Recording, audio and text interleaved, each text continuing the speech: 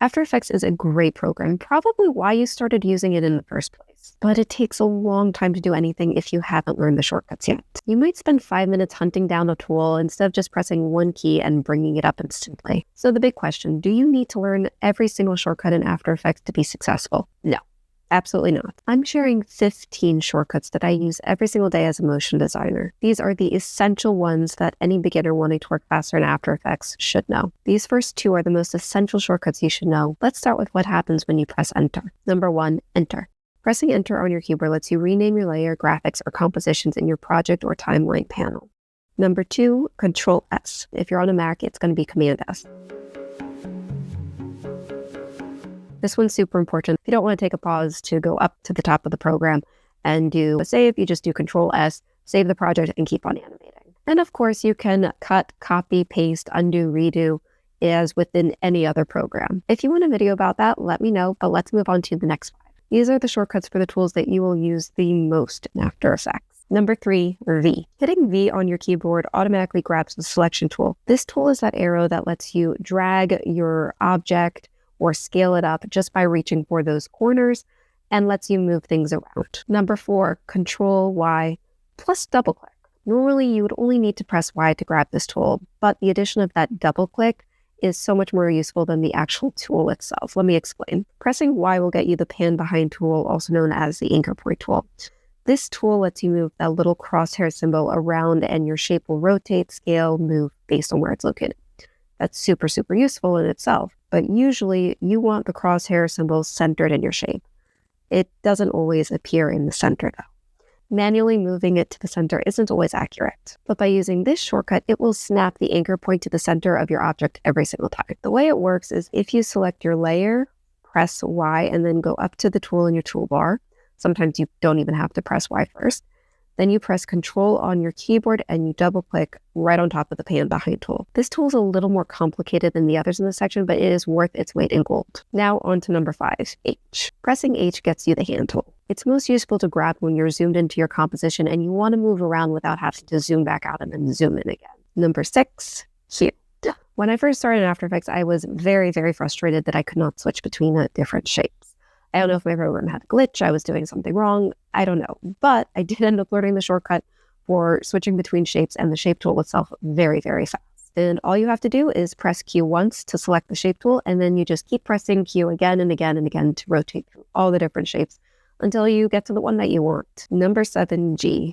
Tapping G gets you the pen tool. This is one of the most confusing shortcuts you will learn if you are coming from another Adobe program, whether it's Photoshop, Illustrator, or Premiere. All of those use P as the pen tool. But P in this program is for something else that is used a lot more common with animators and is in a much more useful place. In fact, it's listed in the first one of the next 5 shortcuts. These 5 are shortcuts that I use every single time I sit down to animate. These focus on getting to and switching between your transform properties fast. You need to be able to access these properties because you won't be able to set keyframes, and without keyframes, you've got no animation. You can always open them up manually. That is always an option in After Effects, but then you're left looking at all of them instead of just the 1 or 2 that you need. So let's check out number 8. P or Shift plus P. P stands for position. Now it's very obvious why After Effects decided to switch the pen tool to G and use P for position. If you click P, you will bring up the layer's position. Now to explain why I included Shift plus P in that title card. So do you remember how I said that you only need 1 to 2, maybe 3 properties at once, maybe 4, but you don't need all of them, but you probably want onto the ones that you are using all up at the same time. And the way that you do that is that you do Shift plus whichever shortcut to transform property that you need. For example, if you have the scale property open, but you also want to get to your position and set a keyframe, you have to click P to bring it up and then scale vanishes. But if your scale is open and you need the position transform property, you hold down Shift plus P, and then you get scale and position open at the same time. Think of Shift as saying, I want to add this transform property to my open thing. On to number 9, the next transform property is R or Shift plus R. R stands for rotation. Clicking it brings up the rotation, and you can scrub through that to change your rotation. Number 10 is S, Shift plus S. S stands for scale. This changes the size of your object. Number 11 is T or Shift plus T. Now, in this case, the letter does not match the transform property because when you press T, it brings up opacity. But this makes a lot of sense if you change thinking about opacity as opacity and you change it to transparency. So T stands for transparency, which is opacity. Now there's 5 shortcuts in this category, and I'm not going to include the next transform property that some of you may have known, which is the anchor point property. I personally do not use it that often, so instead I'm going to include the most useful one that you should know, number 12, U or Shift plus U. U is interesting because it will react differently whether you have a layer selected or if you don't. But what pressing U does is that it opens every single transform property that you have that already has a keyframe set. Or if you press Shift plus U, it will close all of them. So it will collapse your layer. Now, the interesting thing about this one is that I told you it reacts differently if you have a layer selected or not. If your layer is selected, it will only open all the transform properties on that layer. If you have 2 layers selected, it will open all the transform properties on those 2 layers.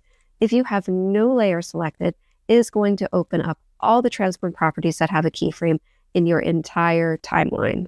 And again, you press Shift plus U, it's going to collapse all. And with that, we come to the last 3 shortcuts. These are all about helping you move through your timeline quickly. Number 13 is J. Pressing J lets you jump backwards to your previous keyframe. It's useful because instead of trying to drag your current time indicator, that CTI, that blue line in your timeline, to land perfectly on your keyframe, just press J and it lands perfectly. Now, number 14 is K. This does the exact opposite. You press K and you will jump forward to your next keyframe. Like I said, the 2 of these together will help you jump forward and backwards between your keyframes and your timeline and get you to move very quickly through your timeline and set your animations to double check stuff. Number 15, we are up to the last one. Don't know if you've heard about this one, but it's Alt plus bracket and Alt plus opposite bracket. I do not know how to say those symbols. It's easier to show, which is why I have these title cards. But what these shortcuts let you do is that they let you trim your layer.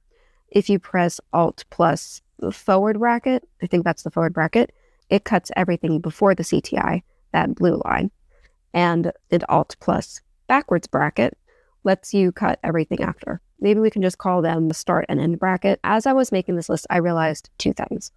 One, I have used these shortcuts so much that it has become instinctual memory, and I could not have made this video without actually opening up my laptop, which just shows you how much I use these and how much you will use these in your projects. And the second thing that I realized is that I actually know a lot more than just these 15 shortcuts. But to include them here would be information overload for you. But if you want more shortcuts like this, can you comment basic, timeline, or ultimate to let me know what kind of shortcuts you want to learn?